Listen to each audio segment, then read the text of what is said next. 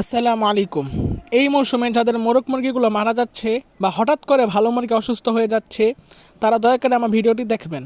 আপনার মুরগি কি এই যে বিকালে ভালো সকালে খারাপ, অথবা সকালে ভালো বিকালে খারাপ?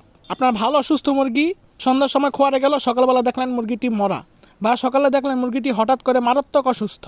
আপনার মুরগি কি হঠাৎ করে প্যারালাইজ হয়ে গেছে? আপনার মুরগি কি হঠাৎ করে মাথা ঘোরায়? আপনার মুরগি কি হঠাৎ করে ঝিমাচ্ছে? আপনার মুরগি কি হঠাৎ করে চুনা পায়খানা সবুজ পায়খানা করতেছে? তাহলে শোনেন, এই ভিডিওটি আপনার জন্যই। এই মৌসুমটি হচ্ছে শীত আসার আগ মুহূর্ত। এই শীত আসার আগ মুহূর্তেই মুরগির এবং মুরগির বাচ্চার রানীক্ষেত এবং বার্ড ফ্লু রোগটি বেশি হয়ে থাকে। এখন যদি আপনার মুরগির এটা হয়েই যায়, তখন কি করবেন? শোনেন, এইটার কোনো চিকিৎসা নেই, কিন্তু এটার একটা প্রতিরোধ গড়ে তোলা যায়। আপনার যে মুরগিটা এখন অসুস্থ হয়ে গেছে বা যে মুরগিটা আজকে মারা গেছে, সেটাকে তাৎক্ষণিক আলাদা করে রাখবেন। যেটা অসুস্থ হয়েছে আর যেটা মারা গেছে সেটাকে মাটিতে পুঁতে রাখবেন বা দূরে কোনো জায়গায় ফেলে দেবেন, অথবা আগুনে পুড়িয়ে ফেলবেন। আর যেটা অসুস্থ হয়েছে, এখন আমি যে ট্রিটমেন্টটা বলবো সেটা প্রয়োগও করতে পারেন, আবার চাইলে জবাইও করে ফেলতে পারেন। এটা আপনার ইচ্ছা। যদি আল্লাহ চাহে তাহলে মুরগিটা সুস্থ হবে, আর তা না হলে মুরগিটা মারা যাবে। আর আপনার খামারে যদি এই মুহূর্তে কোনো মুরগি অসুস্থ হয়ে পড়ে, তাহলে এই চিকিৎসা শুধুমাত্র সুস্থ মুরগিগুলোর জন্য, যেগুলো এখন মাত্র ভালো আছে। সামনে কিন্তু যে মুরগিটা এখন অসুস্থ হয়েছে বা মারা গেছে, সামনে কিন্তু ওই ভালো মুরগিগুলো অসুস্থ হবে এবং মারা যাবে। তাই আগে থাকতে যদি এই মেডিসিনগুলো দিয়ে রাখেন, ইনশাল্লাহ আপনার মুরগিগুলো সুস্থ থাকবে। মানে এখন আপনার যে মুরগিটা অসুস্থ হয়েছে বা মারা গেছে, সেটার অবশ্যই রানীক্ষেত রোগ হয়েছে, কারণ এই সময়টা হচ্ছে রানীক্ষেত রোগের মৌসুম। আর যে খামারে একবার রানীক্ষেত রোগ প্রবেশ করে, সেই খামারে আস্তে আস্তে 2-3 দিনে সমস্ত মুরগি সাফ করে ফেলে।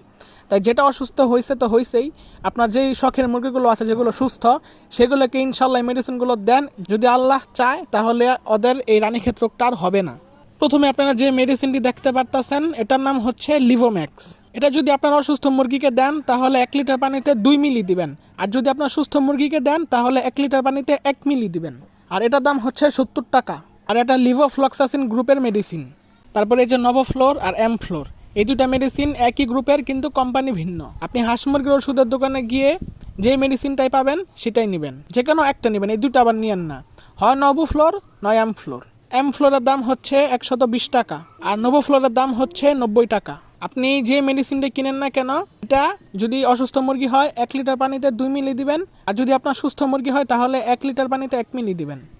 আগে যে মেডিসিনটা দেখাইছি লিভোম্যাক্স, আর এখান থেকে দুইটার যে কোনো একটা নেবেন। সেই দুইটা মেডিসিন একসাথে দিবেন, মানে লিভোম্যাক্স আর এখানে এই দুইটা থেকে যে কোনো একটা একসাথে দিবেন, আলাদা দিবেন না। আপনার যেটা অসুস্থ মুরগি আছে সেটাকে খাওয়াবেন, যদি আল্লাহ চাহে ভালো হবে। আর যেগুলো সুস্থ আছে সেগুলোকে অবশ্যই খাওয়াবেন। যদি আপনার মুরগি এমন টাইমে মারা যায় বা অসুস্থ হয়, যদি মারা না যায় বা অসুস্থ না হয়, তাহলে আপনারা 2 থেকে 3 লিটার পানিতে 1 মিলি দিবেন। এটা প্রতিরোধ হিসেবে গড়ে তোলার জন্য, কারণ এই টাইমে অনেকের মুরগি মরে সাফ হয়ে যাচ্ছে। অনেক এলাকায় একবারে মুরগিই নাই, মানে মুরগির কোনো আলাইবালাই নাই, মানে মুরগির কোনো অস্তিত্বই নাই। তাই যাদের মুরগি এই মুহূর্তে অসুস্থ হচ্ছে, অবহেলা না করে আপনার শখের মুরগিগুলোকে সামান্য অল্প কয়েকটা টাকার জন্য আপনার মুরগিগুলোকে এভাবে ছেড়ে দিবেন না। ইনশাল্লাহ এই মেডিসিনগুলো খাওয়ান, আপনার মুরগিগুলো সুস্থ হবে। ভ্যাকসিন করেন না তারা অবশ্যই ভ্যাকসিন করে নেবেন, আর অবশ্যই সুস্থ মুরগিকে ভ্যাকসিন দিবেন, কোনো অসুস্থ মুরগিকে ভ্যাকসিন দিবেন না। কোনো প্রশ্ন থাকলে কমেন্ট বক্সে করে যাবেন, ইনশাল্লাহ আমি আমার সাধ্যমতো অভিজ্ঞতা অনুযায়ী রিপ্লাই দেওয়ার চেষ্টা করব। আপনার এবং আমার শখের মুরগিগুলো যেন ভালো থাকে, এটাই আমাদের প্রত্যাশা এবং এটাই আমাদের দোয়া। সবার শখের মুরগিগুলো ভালো থাকুক।